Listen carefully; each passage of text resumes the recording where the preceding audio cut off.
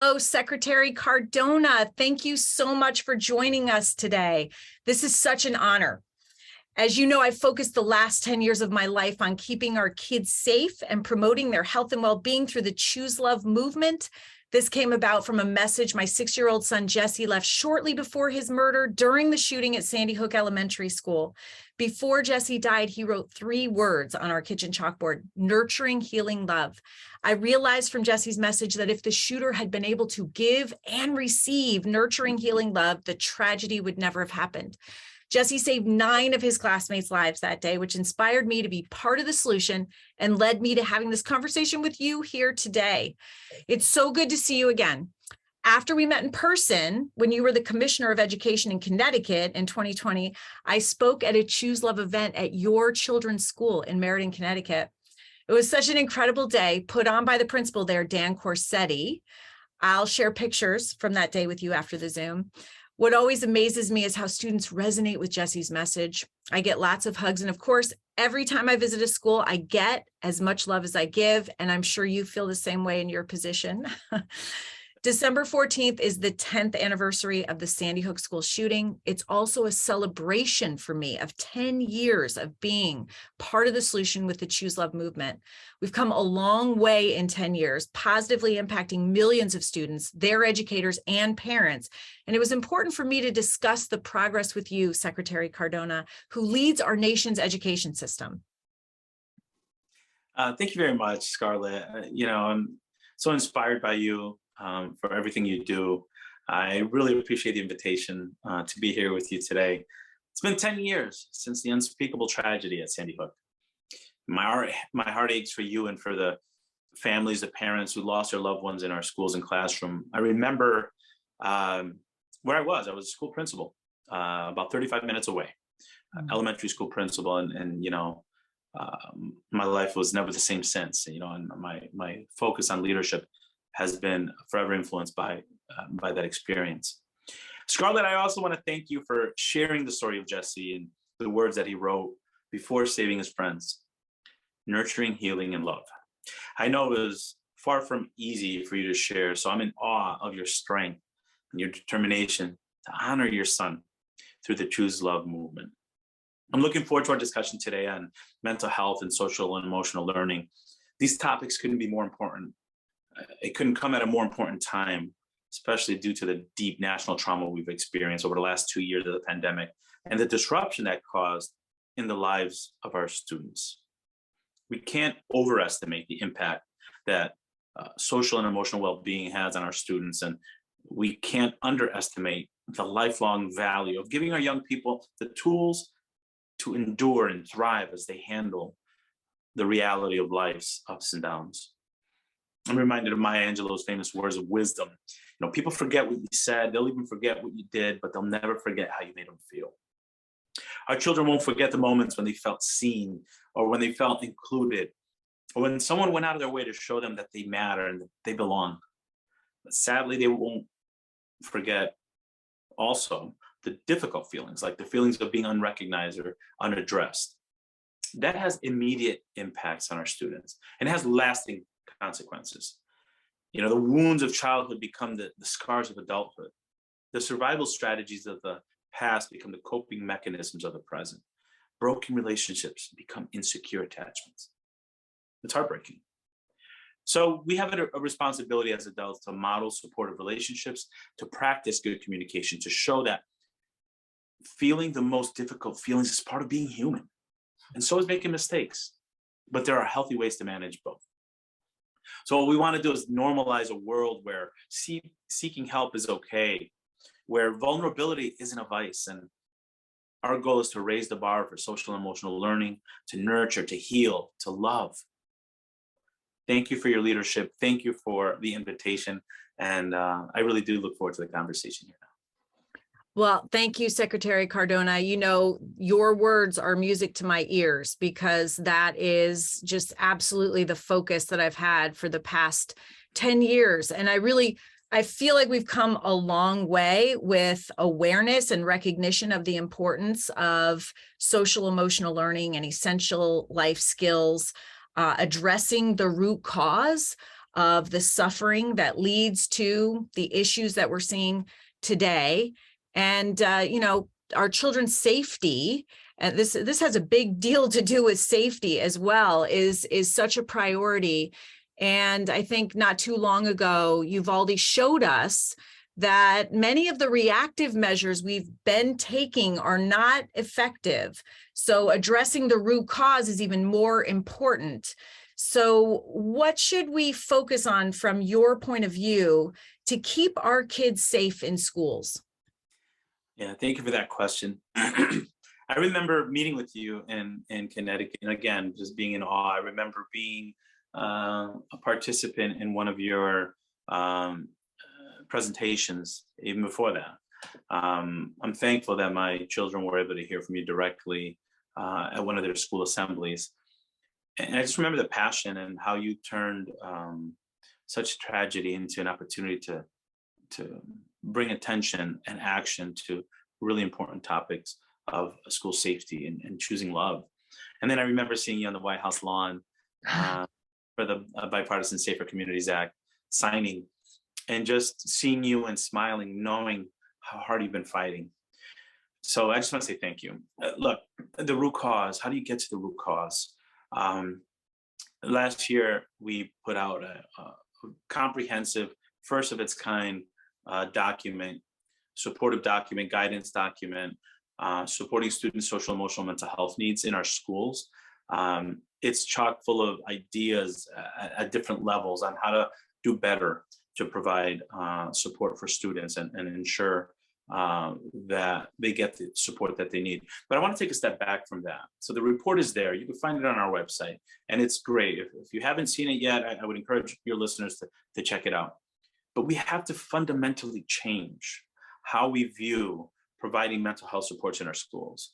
I would be disappointed if we go back to the same system we had in March 2020 before the pandemic. The school was disrupted for us, so we shouldn't build it back the same way it was.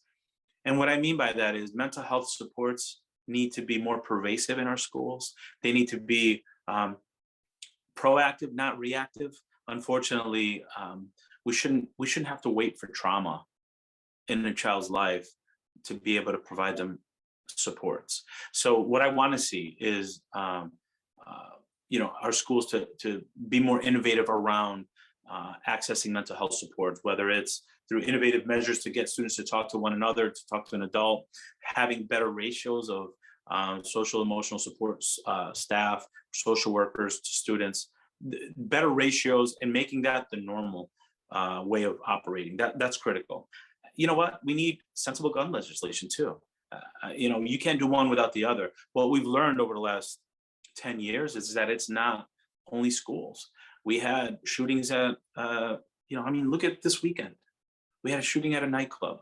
We had shootings in supermarkets, in mosques and synagogues. Like, it's not just schools, but we need to have sensible gun legislation.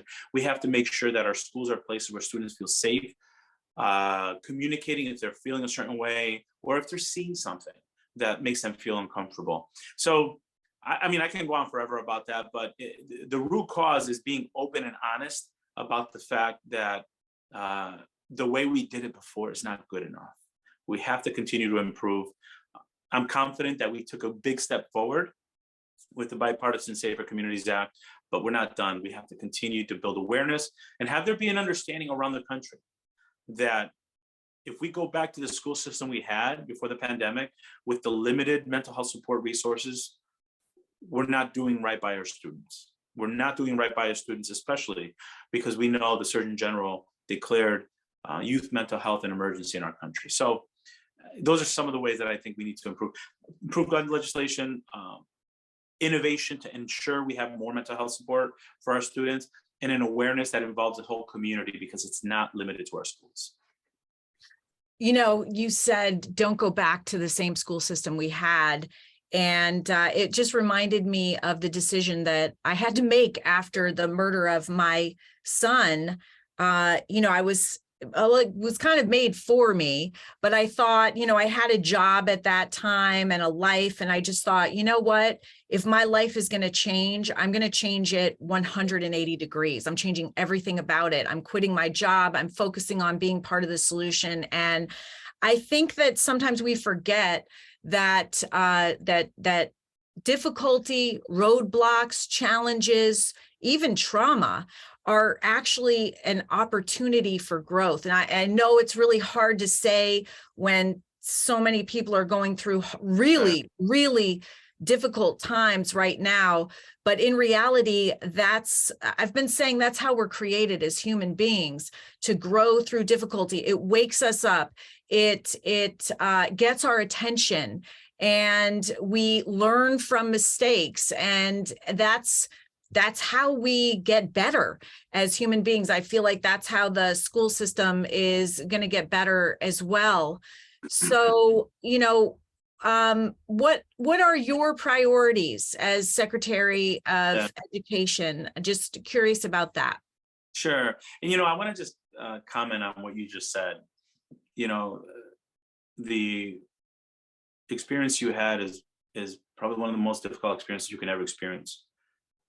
And you turned the last 10 years into a calling for you to help improve safety and love in our schools. So you've modeled what you're saying for others to do. We all collectively have experienced COVID-19, the disruption, the impact. So we as a country should do what you've modeled, to take a negative and turn it into a positive. And I firmly believe one of the ways we can do that in education is to provide better mental health supports for our students who need it. So you've modeled what you're asking us to do. Over 250,000 students, children who are coming back to our schools, have lost a parent or caregiver in the last 2.5 years due to COVID. That's terrible. We have an opportunity now to bring some positive here by improving the supports that we provide to students. So what are my priorities? Look, we are raising the bar in education. That's what we're saying. Pre-K through 12, we're raising the bar. We're raising the bar on academic recovery, right? And the goal is not to get back to 2019 numbers, it's to improve them. We have an opportunity to really raise the bar to make sure that we're competing internationally at a different level. We're also raising the bar on mental health access. We want to make sure that our schools have better resources and have better connections to providing students the social and emotional well-being that they need to thrive. The third, we're lifting the profession. We know that if we're going to improve academic outcomes and if we're going to address these shortage areas, we have to lift the profession by providing agency, better working conditions, competitive salary. We're also pushing and raising the bar for better innovation, which means better career and college pathways, pushing to make sure that students across the country have an opportunity to be multilingual if we're serious about competing internationally. Those are some of the goals that I have. With regard to mental health supports, look, the Bipartisan Safer Communities Act provided over $1 billion to provide professional development and increase the capacity in our schools to support students with mental health needs. There's also $500 million already out there to increase the number of mental health professionals in our schools. We're working with Health and Human Services to increase funding through the Medicaid program to make sure students have access to the supports that they need to be successful. Those are some of the goals that we're focusing on in this area. And that's why I do feel confident that, it starts from the top. The president understands it. We're working closely with HHS to make sure that we're working as a team. And if we could do it at the federal level, the expectation is that it happens at the state and local level. Yeah, you talked about our educators, and they do need support because I call them our modern day superheroes. Whenever I speak, I always start out my talks that way because I want them to know that I know that they have the most important job. I mean, we give educators our most precious asset as parents and ask them to help shape and mold them into the human beings they're going to become. There is no more important job. So I'm with you 100% on that. And it's true that if we're going to lift our children from where they are now and meet the goals that you have, that we have to give them the skills and tools that they need to address their hurt. I mean, our kids are grieving, and not just the loss of a significant other, they're grieving the loss of freedoms and friendships and connection and social interaction that they had. And so, it's really important that we do that. And that, of course, is through social and emotional learning. And that's what Choose Love focuses on. You talked about the top down, and I always had a top down, bottom up approach, because we need courageous leaders to make the right decisions that are in the best interest of our kids, because you're going to get pushback, you're going to get resistance, and you need to have courageous leaders that can make the choices that are in our children's best interest. So, I mean, at schools, I've seen sometimes it's just a courageous educator, not just, but a courageous educator that makes the decision to bring this learning into her classroom, and then it grows. And because it really is, they really are the skills and tools that we need to flourish.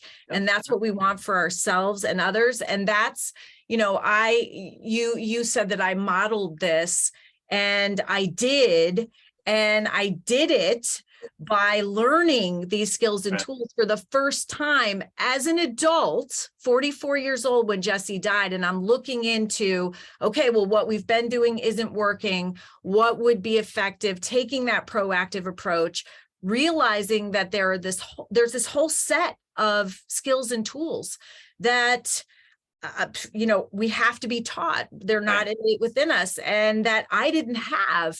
And so I learned them. And the other way that I do this, and this is, wrapping up, but the other way that I do this is through the formula for choosing love. I literally live it, and it works. And it's having the courage to face difficulty, roadblocks, challenges. And science tells us courage is like a muscle. We can work it out.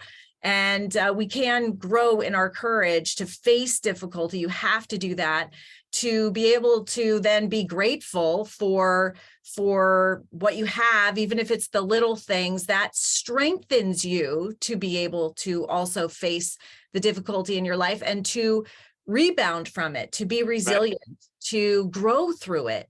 And then forgiveness is such an important part of the Choose Love formula, as well as our personal happiness, because the decades of research behind forgiveness show that the benefits go to the forgiver, and that it helps us have the healthy relationships that Harvard University says are the key to happiness. And then, of course, compassion in action, which is how both you and I live our life. And that's stepping outside of our everything that we have going on, even our own pain and hurt, because everybody has stuff going on in their lives, to help other people. And that's the key to choosing love. And that's the key to peace. And I think creating the safer, more peaceful world that we all want to live in. Yeah, Scarlett, I wish I could reach through this iPad and give you a big, tight hug. I really do. I'm just in awe how you present yourself, this Choose Love movement, and the materials. Look, you're absolutely right. It's a top down, bottom up, right? And the tools that you've worked so hard to develop are those tools that provide those skills that a child or an educator need to get to that point. When a student struggles in math, what do we do? We try to help them and put the formula in front of them, not the Choose Love formula, the formula they're working on. Yeah. We give them math tutoring, we give them math support, right? Right. And that's normal. When a student can't read, what do? We provide reading support. Now, when a student has unmet mental health needs or social emotional needs, and they manifest themselves in a way that's not conducive to how schools operate, we isolate or sometimes even discipline. So it's critically important what you said, that we have tools to help develop those strategies for them to be successful. We need to look at it as part of our job, to give them the tools and give the teachers the tools to be able to do this. You know, one of my biggest concerns moving forward, Scarlett, is that, you know, we've experienced trauma, and we know we need to be more trauma informed in how we meet the needs of our students.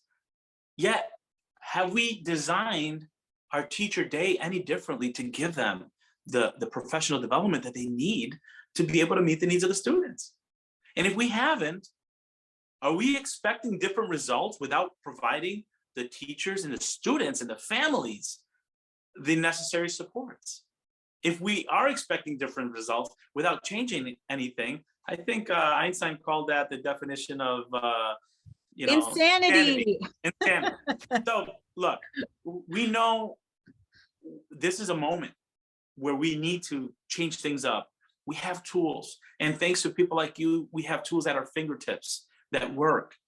We just have to have the courage to disrupt the system a little bit more to make sure that this is part of the DNA of our schools, and that we partner with folks like yourself that understand it so deeply and that can model it and really have made it your life's purpose to really provide opportunities for children and schools. So I just want to say thank you. You know, we could talk about the Bipartisan Safer Communities Act. We could talk about what we've done at the Department of Education, but it really takes an effort, especially in our schools, in our classrooms, to make sure folks understand the importance of this. And, you know, when you talk about top down, bottom up, how about getting student voice in this, right? You know, who better than our students to tell us what they need? So as we redesign our schools and as we think about how to infuse mental health supports into the DNA of our schools, let's assess whether or not we're including the voice of our students in these conversations. They know better than all of us. Let's ensure that we're involving the voice of our parents, who know their children more than anyone else. You know, so this is an opportunity for us, and I'm so confident that we're going to move forward because of people like you, Scarlett, and the Choose Love movement. Thank you. I do know that for the middle and high schoolers, a lot of times it is the kids who advocate for learning these skills and tools. I remember the day after Uvalde, there were media in the parking lot of a high school where I spoke to 1,500 kids. They had brought me in, and they had paid for my speaking fee with a student-led business. They wanted to know about Choose Love, how to choose love. They wanted to learn the formula. And so I walk out and I'm being interviewed, and they said, gosh, this must be a punch in the gut. You must be completely hopeless. And I said, I am so filled with hope. I just had a Choose Love wave given to me by 1,500 high schoolers who brought me in proactively to learn about this. Students have strong voices. They are learning about courage and gratitude and forgiveness and compassion in action, and they are our future leaders, and I have full confidence in them for sure.